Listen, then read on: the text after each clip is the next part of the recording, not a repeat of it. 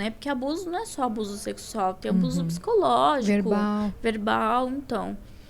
E a gente foi crescendo vendo isso, né? E o meu pai sempre humilhando minha mãe, humilhando a gente. E a gente meio que cresceu assim, né? E eu precisei amadurecer muito cedo. Então, desde nova eu já entendo um pouco das coisas, do mundo, como que era, como que funcionava. E pra mim foi bem difícil, né? Porque relacionamento pra mim nenhum dava certo, era sempre traição. Aí não podia confiar em amigo, porque teve o problema que eu fui estuprada, né? Eu tinha 17 anos.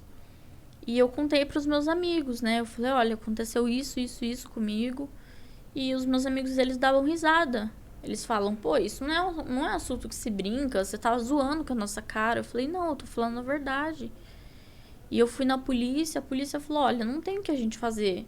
Aí, tipo, ninguém queria nada com nada, ninguém queria me ajudar, eu não tive apoio de amigo. Não deram importância, assim. Minha mãe só chorava, meu pai colocava a culpa na minha mãe, meu irmão falava que era mentira. E eu não tive, assim, não tive um acolhimento, né? A palavra certa, assim, um acolhimento. Então, eu meio que vivi isso sozinha. Então, foi muito difícil pra mim. Eu precisei amadurecer muito cedo e falar, não, eu vou passar por isso.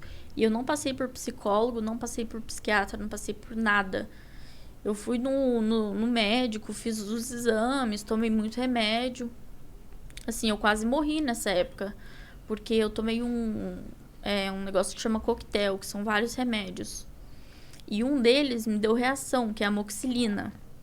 E deu reação no meu corpo inteiro e eu tive início de uma parada cardíaca, né? Meu Deus. Então, minha mãe só chorava, ela não conseguia falar comigo.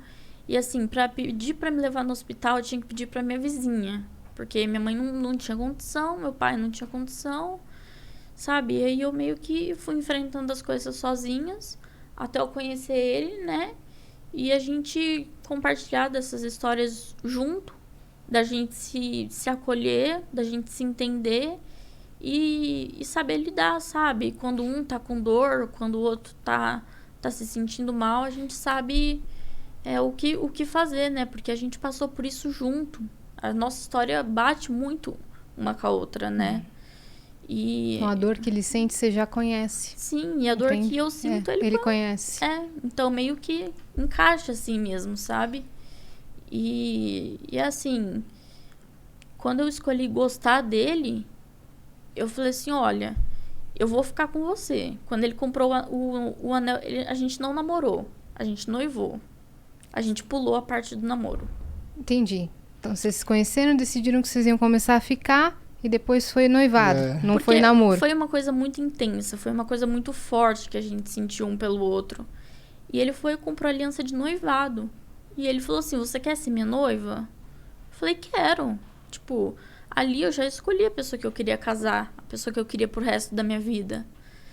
Né? Então, até hoje... A gente só não casou por causa da pandemia, né? Porque... Mas vai rolar. Só que... E aí eu acho que o começo também, esse começo que a gente decidiu ficar junto e enfrentar, assim, também foi uma coisa que muita gente hoje tem como algo leve, mas nunca foi nada leve, né? Porque o começo foi muito duro, assim, porque tudo que a gente postava junto, né? Tudo que a gente fazia, todos os lugares... Cara, era, putz, nossa, bonita sua filha, nossa, bonita sua neta. E ela também. E aí eu falava assim, cara, as pessoas, elas não entendem que, às vezes, eu não consigo, por exemplo, eu demorei muito tempo da minha vida para entender que relacionamentos que eu tive no passado, eles tiveram problema porque a pessoa que tinha uma idade próxima a minha ou um pouco mais velha, me remetia a problemas que eu tive com a minha mãe. Então, às vezes eu estava me relacionando com alguém que tinha uma aparência ou tinha uma maturidade um pouco mais velha, e, mano, aquilo me deixava mal, sabe? E aí, quando eu conheci a Leti e tal, não sei o que, eu falei assim, cara, eu posso ser e eu posso gostar de uma pessoa sem ter os traumas que eu tinha antes. Ela não te causava isso? Não me causava isso. E ela também tinha esse lance de, por exemplo, tudo que é muito adulto também remete ao pai dela.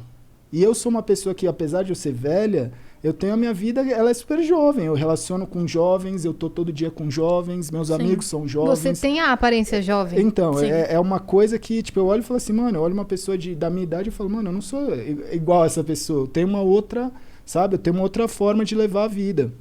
Então, eu falava assim, mano, ninguém vê esse lado. Mas eu pensava quando eu falava assim, mas ninguém é obrigado a ver. A gente que vamos levando.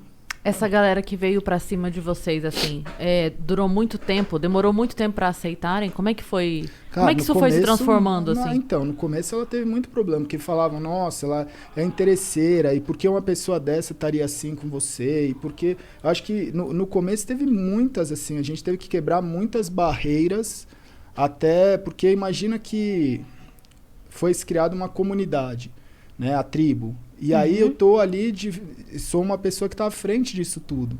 E aí eu deixei muito espaço das pessoas interferirem e falarem, querer achar o que seria bom ou não para mim, o que seria o modelo ideal ou não. E aí eu acho que até eu conseguir, primeiro, digerir as coisas de por que eu decidi, por que eu tava buscando isso, e encarar isso, e colocar esses limites, foi um período de aprendizado. Porque não é fácil. O que o pessoal mais caía em cima era aquele negócio que eu falei pra vocês da BGS, do relacionamento. Ele terminou com ela e já começou a ficar comigo. Ele falou, ó, resolvi minha vida, não tô mais namorando, já tô, sabe, sossegado e tal, agora é com você. Então, todo mundo, eles, como que fala? Eles associam... Presumiram, né, que... Eles associam que ele terminou com ela por causa de mim. Ou teve porque muitas traiu, coisas, ou porque, nossa, foi assim, foi um inferno. Foi. Mas eu, tipo, tive que passar, eu escolhi isso pra mim, né? Tipo, teve ameaça de morte, teve, pô, se eu te ver na rua eu te pego. Teve, inúmeras mensagens desse tipo. E eu mostrava pra ele, eu chorava. E ele tinha medo de eu fazer alguma coisa, porque na época, tipo, pra mim, eu queria morrer, eu queria me matar. E ele tinha medo disso acontecer. Porque o hate que caiu em cima de mim foi muito forte. Ela já estava vindo dessa história, né? De todas as coisas que aconteceram. Fragilidade emocional, psicológica, né? E aí quando chega uma bomba dessa, você não tá preparado. Você acha que o hate foi por conta disso, de ter havido um relacionamento antes? Ou foi, sei lá, era uma galera que, de repente, projetava alguma outra coisa, teve dificuldade de aceitar? Você acha que... Qual motivo você vê pra esse hate? Eu acho que as pessoas, elas, tipo assim, o público dele que não me aceitava. Então, porque porque é interesseira, porque é seu dinheiro, porque ela é muito bonita pra você e você não é bonito pra ela, sabe? Coisas do tipo. Então, assim, o pessoal, eles dão... Qualquer motivo era o mínimo. Já era motivo pra tomar hate. Eles não sabiam a história por trás da conexão de vocês, tudo. Não.